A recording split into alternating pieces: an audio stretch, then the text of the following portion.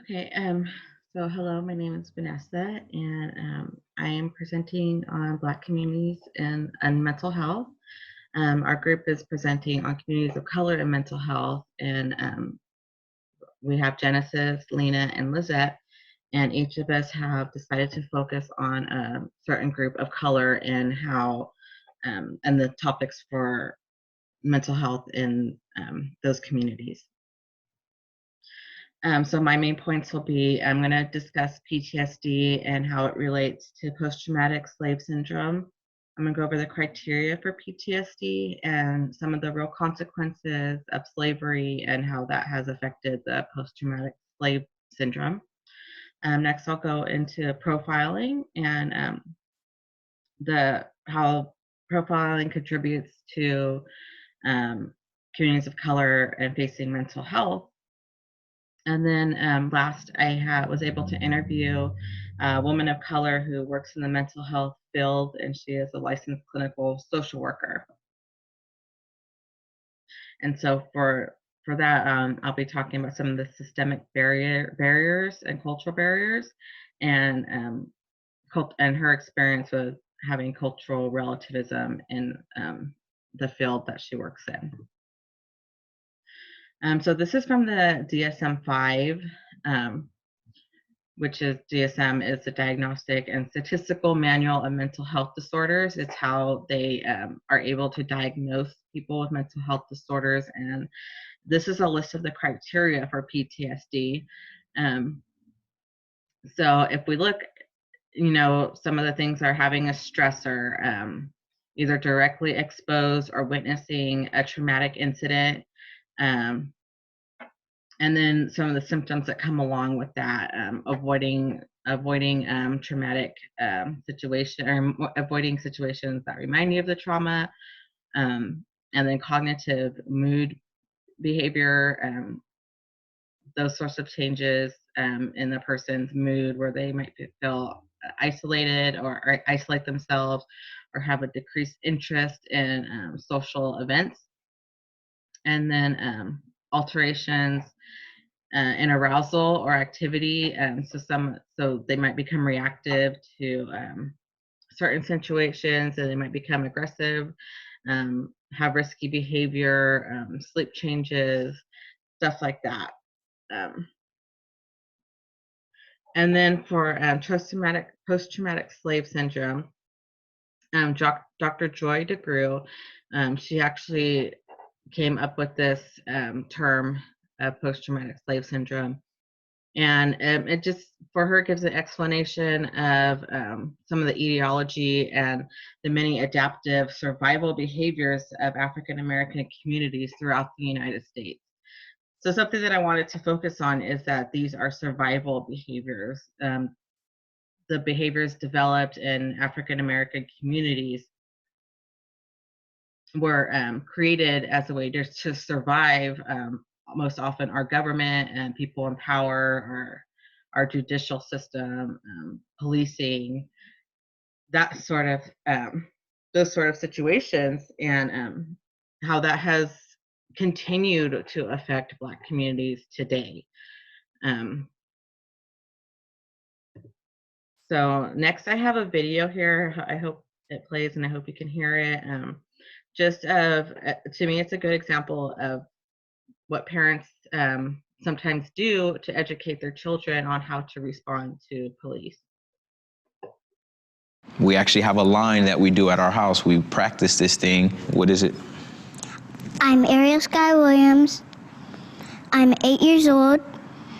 I'm unarmed and I have nothing that will hurt you. It's just kind of a thing we practice at our house. There are great police officers out there.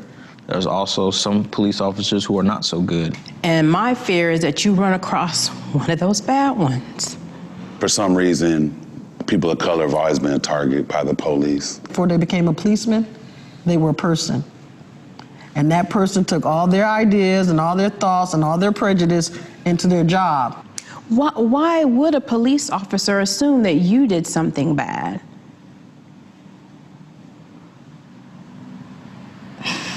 Maybe because of my skin color. I remember being put in handcuffs for something that had nothing to do with me. I was literally walking in the mall.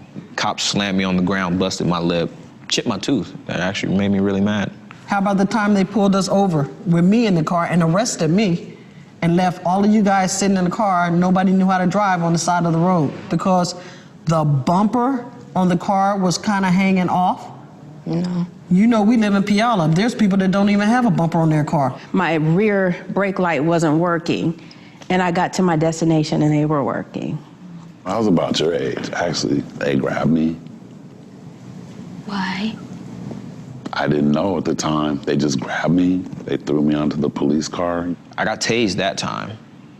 That time they tased me because they said I wasn't complying. Ariel, are you okay? What's wrong, baby?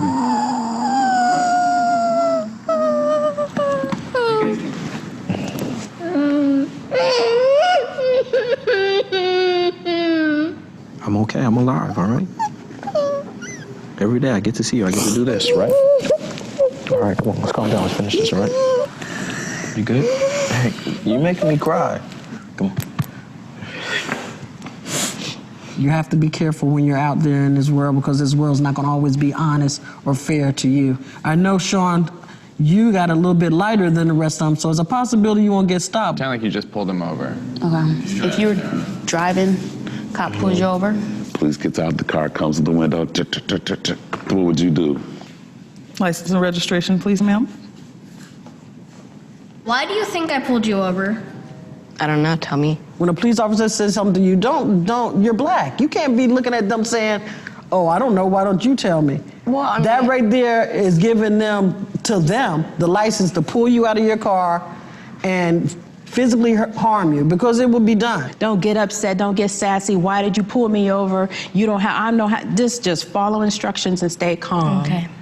Do you think just being a police officer and pulling you over, regardless of if you feel you've done something or not, they should get your respect? That's a tricky question. The answer is yes. Yes. If you gotta go to your wallet to get your ID, say, can I go reach in my back pocket to get my ID out? You could do what I do, and I show them my hands, so when they're walking up, they see I don't have anything in my hands. I'm Ariel Sky Williams, and I have nothing that will harm you or hurt you. And what's the next place you put your hands when you're driving? Or on the steering wheel, with your hands out? If at all possible, turn your phone on. And call someone and put it on speaker. But whatever you're doing, I want you to say what you're doing before you do it. You don't write any statements. Well, you have to write a statement. You don't have to write anything. You're a minor. I'm responsible for you. No one can tell you anything else. If he tells you to be quiet, be quiet. Do everything that you can to get back to me. I see it weighing on you, and I don't want it to weigh on you. I'm just worried about Donovan. I'm worried about him now. Who are you guys talking about? My nephew and her cousin. I don't want him to be shot. I don't want him to go to jail. You guys, if you could say anything to police, what would you say? Learn about people, learn about their problems. Take some diversity training.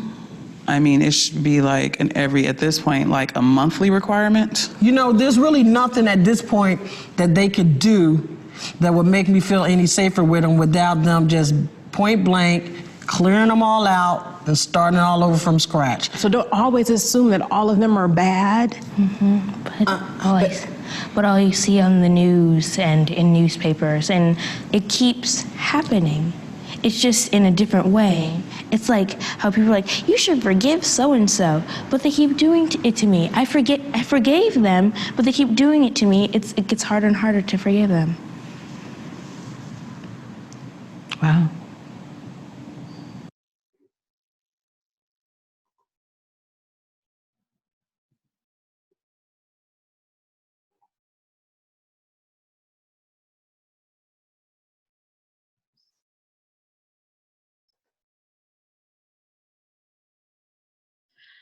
So one of the reasons why I wanted to show that video is I feel it's a great example of generational trauma.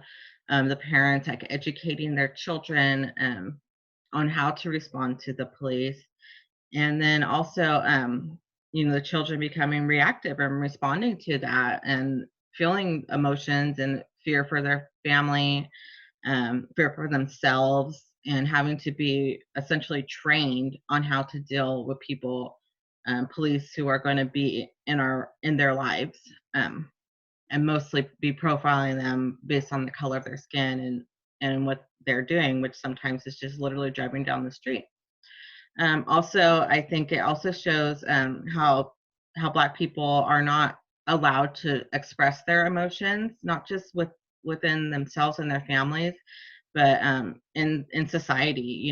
If a Black person becomes upset or angry, then they're automatically looked at as a threat. And so this sort of brings us to this is another case that I wanted to share about profiling and the effects that it has on people. And this is a 6-year-old girl who was arrested for throwing a tantrum in Florida, and this was just in September of last year that this happened. And I don't want to show the video because it's really horrific. She's literally crying and pleading with them to not take her, to give her a second chance. And the sort of trauma that had to have played on her, that's going to be carried with her whole life, especially since we still have profiling and police brutality on Black people. And she had to experience this at 6 years old.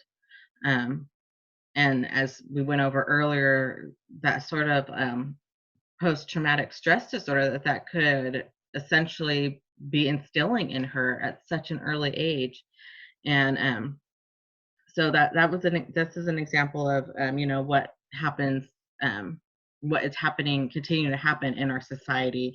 And it doesn't matter the age of the child, of the person. Like, there's no limitations for police officers to brutalize human beings. They're doing it to a 6-year-old. So that sort of wanted to bring me to my interview with Rachel Thomas, who is an LCSW at Fathers and Families of San Joaquin, and I have their information here. Even though we're in this certain situation in our society right now, where a lot of facilities are closed, they're remaining open and providing essentials the best that they can. So I want to keep their information up there. And some of the things I talked to with Rachel was about the sort of cultural barriers. Like I had mentioned, this whole that we can't talk about what we're feeling. Essentially Black people are trained to not express emotions, not just within themselves, because it could ultimately make them vulnerable. And these are survival skills that they have learned. And so she's wanting to implement that it's okay to talk about it. Find people that you're safe with, find communities that you're safe with, and get some relief and help for whatever you might be going through. And also just some of the barriers and stigma that she faces in her own community. A lot of times she's more likely to have to prove her credentials, prove that she's who she is, that she is somebody who knows what she's talking about in this field amongst her own colleagues. That happens. And then also, she stated that, as a social worker and working in the mental health field, you are often going to be overworked. That's just the nature of the game.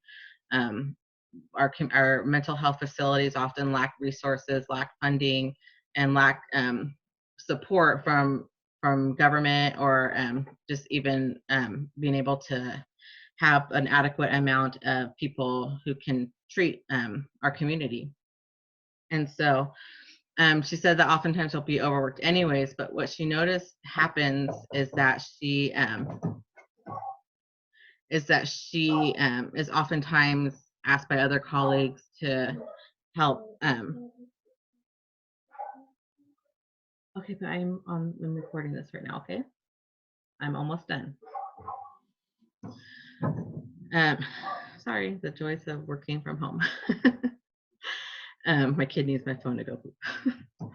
And so she wanted to express that she's oftentimes asked to have other clients who are Black because that particular mental health provider colleague doesn't feel comfortable or doesn't feel like they can help them.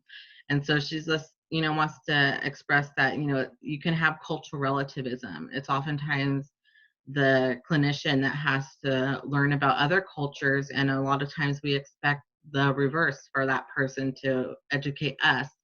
And she's like, that's not how you help a community. That's not how you help people. You have to do your own part in developing rapport. All right. So again, I went over the criteria for PTSD and how it relates to post-traumatic slave syndrome. And the consequences of post-traumatic slave syndrome, the survival behaviors that communities of color have had to develop over the years and that continue today. We're still seeing those consequences of slavery and profiling. The criminalization of people of color versus being able to have mental health issues. They're often looked at as a threat opposed to looked at as somebody with a mental health issue or situation. And then the micro perspective from a woman of color who works as a mental health provider, and some of those systemic barriers that she faces and she sees amongst different cultures, and that it's our responsibility to break these cultural barriers and have cultural relativism, especially if this is the field that you're looking to go into. All right, well, I hope you enjoyed this presentation, and I hope everybody is doing well. I definitely miss being in school. I function better in a class setting than in a home setting, so this has been challenging for myself.